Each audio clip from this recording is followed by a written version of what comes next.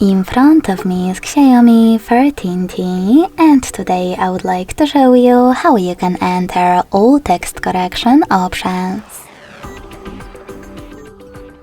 Begin by going into Devices Settings and scrolling all the way down to access additional settings. Following that, select Languages and Input, Manage Keyboards, and Gboard. Now just click on Text Correction. As you can see, all typing options are over here. To manage them, tap on the switchers next to the chosen ones.